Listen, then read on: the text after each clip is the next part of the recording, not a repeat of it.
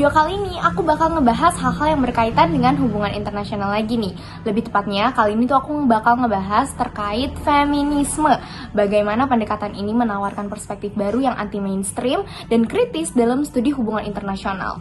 Selain itu, kita juga bakal ngebahas mengapa teori ini menjadi sangat penting, apa kelebihannya, dan siapa yang dikritik, sehingga dapat membantu kita memahami politik global secara lebih lengkap, utuh, dan menyeluruh. So, untuk memahami penjelasan yang lebih lanjut, mari langsung aja kita mulai ke videonya.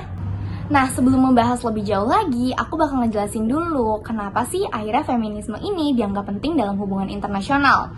Seperti yang kita ketahui, teori-teori arus utama dan dominan dalam hubungan internasional seperti realisme dan liberalisme sudah dianggap sebagai hal yang universal atau menjadi kebenaran umum dalam hubungan internasional.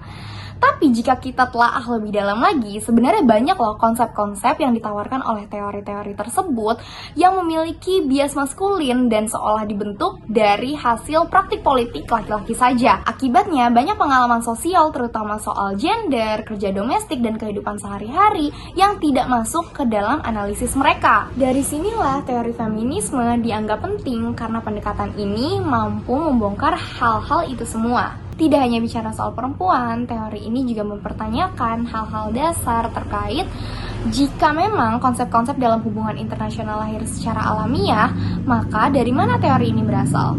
Siapa yang merumuskannya? Dan siapa yang kira-kira akan diuntungkan dari hal tersebut?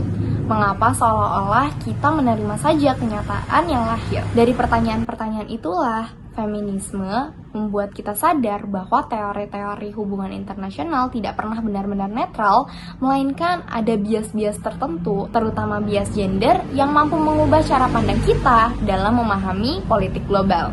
Hal selanjutnya yang akan saya bahas adalah terkait apa sih kira-kira yang dikritik dari teori feminisme yang sekaligus menjadi kekuatan dan kelebihan dari pendekatan ini. Menurut saya pribadi, hal ini cukup menarik untuk dibahas karena hadirnya feminisme dalam hubungan internasional mampu membuat saya mempertanyakan hal-hal dasar.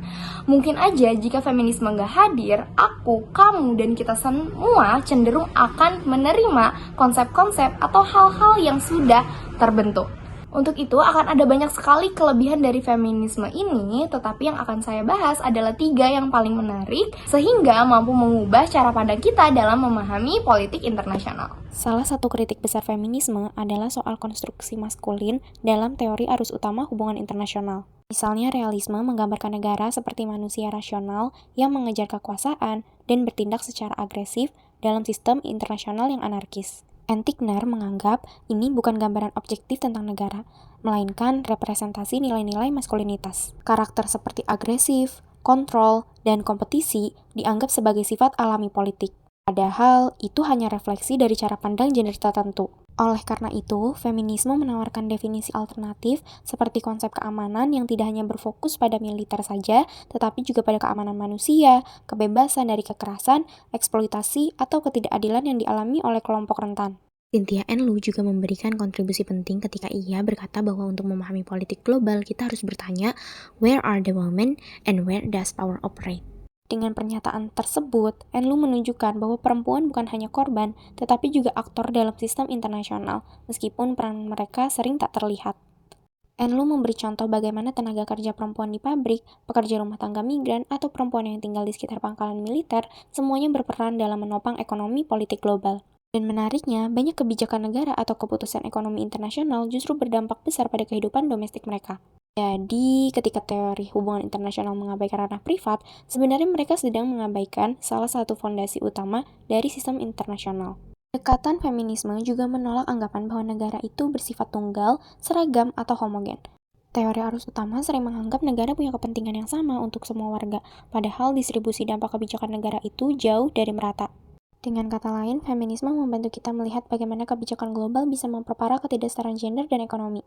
Lebih jauh, feminisme juga menyoroti bagaimana tubuh perempuan menjadi arena politik. Kekerasan seksual, eksploitasi tubuh, atau penggunaan perempuan sebagai simbol nasionalisme, semuanya menunjukkan bahwa politik internasional tidak bisa dipisahkan dari relasi gender. Bahkan dalam konflik bersenjata sekalipun, perempuan kerap kali memikul beban pengungsian yang lebih berat dan menghadapi ancaman ekonomi yang tidak pernah dianggap sebagai bagian dari isu keamanan nasional.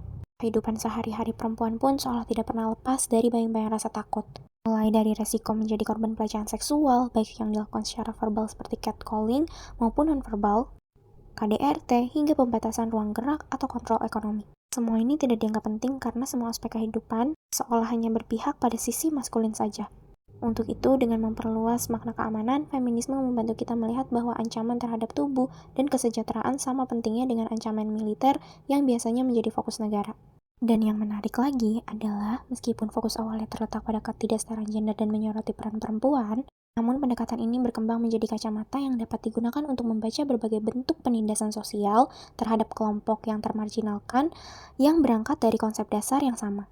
Sebagai contoh, feminisme merupakan pendekatan yang relevan untuk menganalisis penindasan terhadap kelompok LGBT karena mampu mengangkat mekanisme struktur sosial yang menindas melalui norma identitas gender, orientasi seksual, dan relasi kekuasaan lainnya.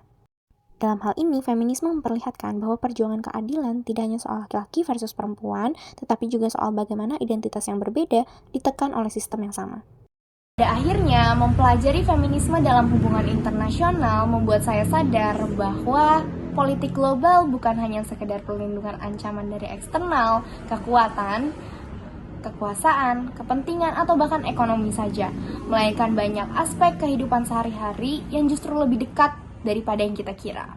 Banyak hal yang mungkin dianggap sepele, receh, atau tidak penting justru memiliki pengaruh yang besar terhadap bagaimana dunia bekerja. Bagi saya pribadi, feminisme bukanlah sekedar teori, melainkan pengingat bahwa siapapun, termasuk perempuan dan kelompok rentan yang termarginalkan, juga memiliki pengalaman yang layak untuk didengar. Semoga melalui penjelasan dari video ini, kita bisa melihat bahwa dalam memahami hubungan internasional berarti juga memahami manusia dan relasi kuasa di baliknya. Segitu saja yang bisa saya sampaikan. Terima kasih sudah menonton dan see you. Bye-bye.